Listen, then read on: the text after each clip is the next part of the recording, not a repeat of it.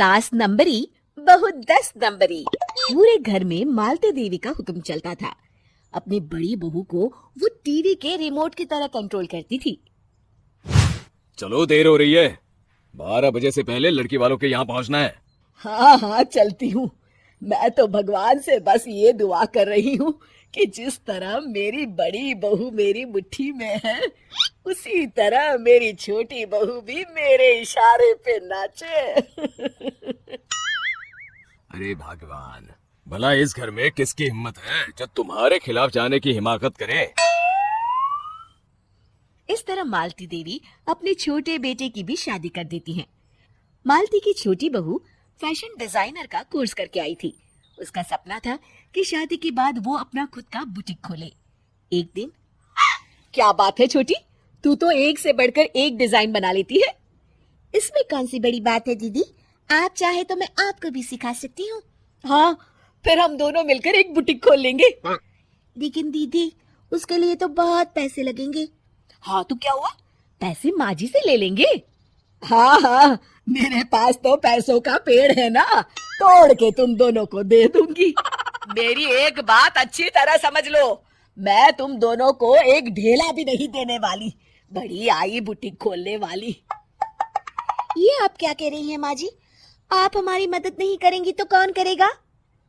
अरे अगर बुटीक खोलने का इतना ही शौक है तो अपने माँ बाप से पैसे क्यों नहीं मांग लेती? मेरे पैसों पर क्यों आंख गड़ाए बैठी हो तुम दोनों? इस तरह अपने इरादे स्पष्ट करके मालती देवी वहां से चली जाती है। अरे ये क्या दीदी, माँ जी तो साफ मुकर गई, अब हम क्या करेंगे? तू चिंता मत कर, बुटीक तो खुल के ही रहेगा। कहते हैं कि घी जब सीधी उंगली से नहीं निकलता तो उसे उंगली टेढ़ी करके निकालना चाहिए। माँ जी अपने आप को समझती क्या है? पूरी सोसाइटी जानती है कि माँ जी ने अपनी सास को घर से निकालकर उनकी दौलत पर कब्जा कर लिया है। हाँ दीदी, अब तो जैसे को तैसा करना पड़ेगा। फिर दोनों बहुएं मिलकर एक साजिश रचती हैं। एक दिन, अरे नालायक, जरा ठीक तरह से पैर दबा, बिल्कुल मजा नहीं आ रहा। खाने पीने में तो कोई कसर नहीं छोड़ती। तभी वहाँ बड़ी बहू हाथ में एक फॉर्म लेकर आती है। माँ जी, आपके लिए एक खुशखबरी है। सरकार सभी बुजुर्गों को हर महीने 10,000 रुपये पेंशन देने वाली है। अरे ये क्या कह रही है तू? क्या सच में मुझे हर महीने घर बैठे 10,000 रुपये मिलेंगे? हाँ माँ जी, दीदी सच कह रही है। कल टीवी न्यूज में इस बारे में बता रहे थे। बस आप ये फॉर्म पढ़ के इसे भर दीजिए और अपने दस्तखत कर दीजिए। मैं इन्हें ले जाकर जमा करवा देती हूँ। अरे नालायक, बड़ी कामचोर है तू। इस बुढ़ापे में कहाँ तुम मुझसे फार्म भरवा रही है?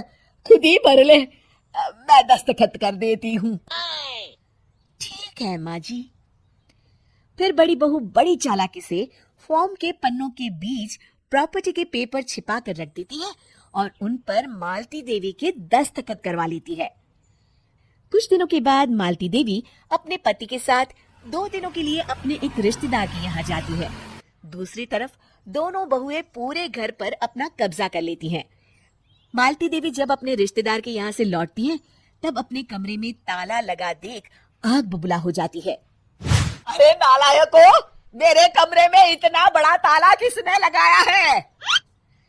माँ जी, ये कमरा तो मैंने अपने बेटे रोहन को दे दिया है और आज से आप बाहर कोने में जो छोटा कमरा बना है ना, वहाँ रहेंगी।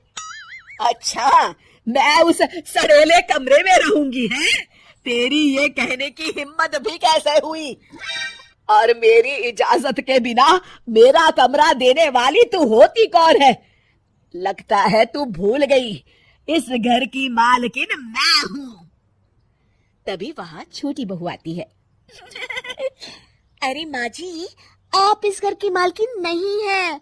अब इस घर की नई मालकिन हम दोनों बहुएं हैं। ये देखिए, इन प्रॉपर्टी के पेपर पर आप ही के दस्तखत है। अरे भाग्यवान, ये तुमने क्या कर दिया? दस्तखत करने से पहले एक बार ठीक से पढ़ तो लेती। अरे लेकिन मेरी बहुएं मेरे साथ ऐसा कैसे कर सकती है? अरे तो इसमें कौन सी अचरज की बात है? तुमने भी तो अपनी सास को घर से बाहर निकाल दिया था। टूटा फूटा ही सही, शुक्र करो कि इन दोनों ने कम से कम हमें रहने के लिए कमरा तो दिया। तुमने तो अपनी सास को वो भी नहीं दिया था। आज समझ में आया, जैसी करनी वैसी भरनी। चलो अपना सामान उठाओ और चलते हैं।